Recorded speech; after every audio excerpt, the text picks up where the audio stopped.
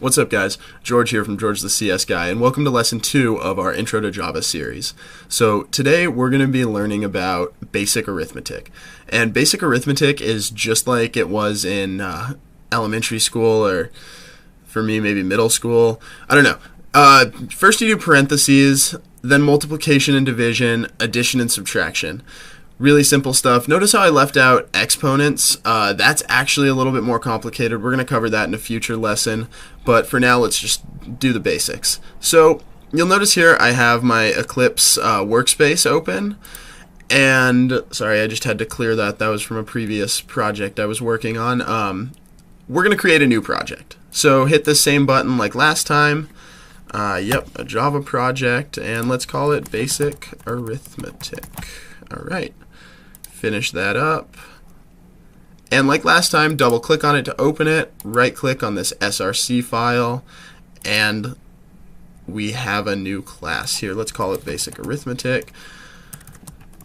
You can call these whatever you want. It just kind of makes sense to me in my head to do it this way. Names really don't matter, but make sure you check this little box, otherwise you're going to have to type out a line of code yourself. And here we go. It should look exactly like this. Let's delete this little to-do statement like we did last time, and here we are. The first thing we need to look at is how to print out a number. In Hello World, we learned how to print out text phrases, and we did that with the command system.out.println. So in quotes, we have our text phrase, and if you'll notice here, I did the same thing with a 1 in the quotes.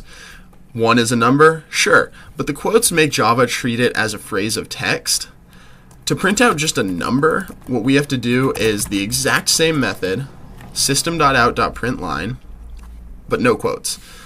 If we run this, you'll notice that they both print out 1. It looks the exact same from our point of view down here, but you can't do any of these arithmetic operations with a string of text, or they're a little bit different. They don't do what you would expect them to do.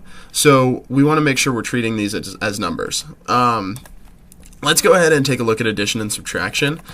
So you're probably familiar with the addition operator of just a plus. It's, to my knowledge, the same in every language, every part of the world, every different time you do math. I'm pretty sure it's always a plus. If not, sorry about that, I lied to you guys.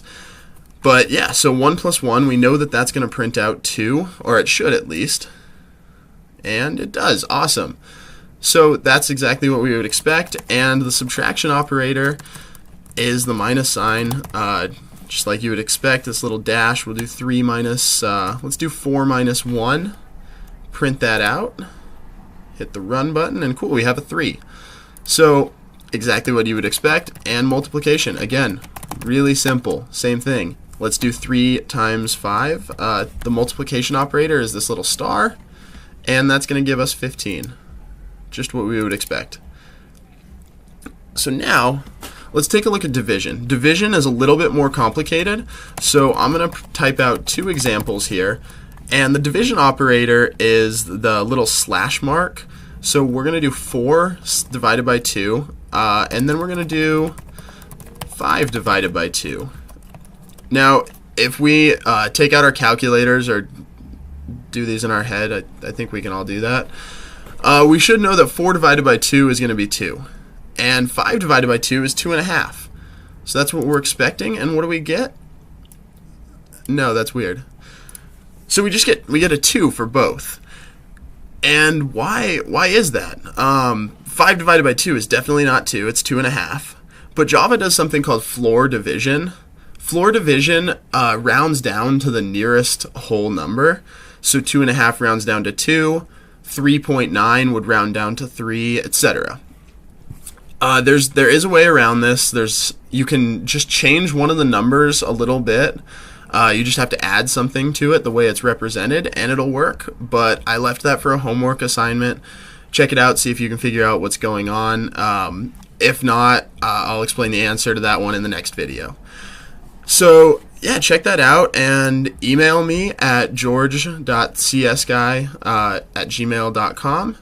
It's in the description below, and yeah, have a good time trying to check out the homeworks. Like last time, I have a lesson plan and a few homeworks that I can send you if you just shoot me a quick email. Yeah, check in for our next coding session.